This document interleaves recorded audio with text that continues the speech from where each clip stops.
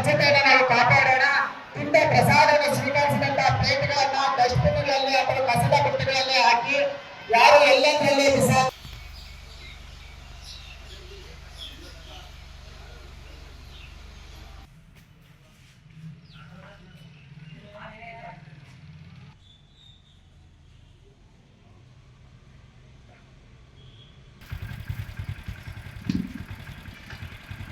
ओम श्रीमन महागणाधिपतिये नमः। ओम श्री अश्वत्थनारायण स्वामी देवताभ्यो नमः। ओम श्री सुब्रह्मण्येश्वराय नमः।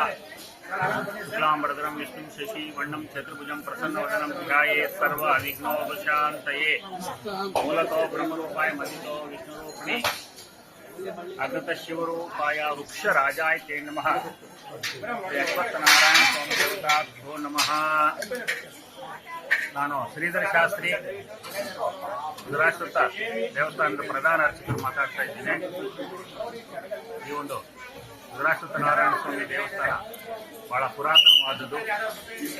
ಸುಮಾರು ಸಾವಿರಾರು ವರ್ಷಗಳಿಂದ ಈ ಒಂದು ದೇವಸ್ಥಾನದಲ್ಲಿ ಅರಳಿ ಮರ, ಆ ಒಂದು ಅರಳಿ ಮರದಲ್ಲಿ ಬ್ರಹ್ಮ ವಿಷ್ಣು ಮಹೇಶ್ವರ ಇದ್ದಾರೆ.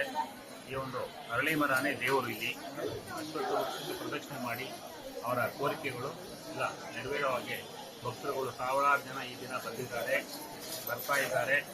ಇದು ಬಹಳ ರೂಪಿಯ ದೇವಸ್ಥಾನ. ಆದ್ದರಿಂದ ಈ ದಿನ ನಾಗಪಂಚಮಿ, ಶ್ರಾವಣ ಮಾಸ ಶುಕ್ಲ ಪಕ್ಷ ಪಂಚಮಿ ದಿನ ನಾಗಪಂಚಮಿ ಹಬ್ಬ ಆಚರಿಸ್ತೇವೆ. ಈ ಒಂದು ನಾಗಪಂಚಮಿ ಹಬ್ಬ ಬಹಳ ಪ್ರಸಿದ್ಧಿಯಾಗಿದೆ. ವಿಜೃಂಭಣೆಯಿಂದ ಈ ಒಂದು ದೇವಸ್ಥಾನದಲ್ಲಿ ಮಾಡ್ತಾ ಇದ್ದೇವೆ. ನಾನಾ ಕಡೆಯಿಂದ ಸಾವಿರಾರು ಜನ ಭಕ್ತರು ಬಂದು ಈ ಒಂದು ಸ್ವಾಮಿ ಅಶ್ವತ್ಥನಾರಾಯಣ ಸ್ವಾಮಿ ನಾಗದೇವತೆಗಳ ಶಿಲಾ ವಿಗ್ರಹಗಳ ಹಾಲಭಿಷೇಕ ಮಾಡಿ ಪೂಜಾದಿಗಳನ್ನು ಮಾಡಿ ದಾನ ಧರ್ಮ ಮಾಡಿ ಹೋಗ್ತಾ ಇದ್ದಾರೆ. ಈ ಒಂದು ದಿನ ಬಹಳ ಮುಖ್ಯವಾದದ್ದು, ಬಹಳ ಪವಿತ್ರವಾದ ದಿನ ಈ ಒಂದು ನಾಗಪಂಚಮಿ. ಈ ಒಂದು ದಿನ ಸಾವಿರಾರು ಜನ ಭಕ್ತರು ಬಂದು ಈ ಒಂದು ದೇವಸ್ಥಾನಕ್ಕೆ ಸಂದರ್ಶಿಸಿ ಅವರ ಕೋರಿಕೆಗಳನ್ನೆಲ್ಲ ನೆರವೇರಿಸಿಕೊಂಡು ಹೋಗ್ತಾ ಇದ್ದಾರೆ. ಹಾಗಾಗಿ ಈ ದಿನ ಬಹಳ ವಿಶೇಷವಾದದ್ದು.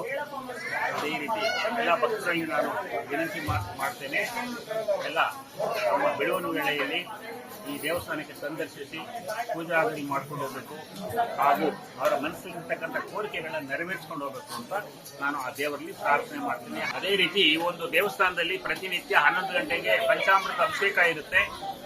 12 ಗಂಟೆಗೆ ಮಹಾಮಂಗಳಾರತಿ. 12 ಗಂಟೆ ಮಹಾಮಂಗಳಾರತಿ ಆದ ನಂತರ ಭಕ್ತಾದಿಗಳು ಎಷ್ಟೇ ಜನ ಇಲ್ಲಿ ಅವರಿಗೆ ಉಚಿತವಾಗಿ ದೇವರ ಪ್ರಸಾದ ಅನ್ನಪ್ರಸಾದ ವಿನಿಯೋಗ ಮಾಡ್ತಾ ಇದ್ದೇವೆ.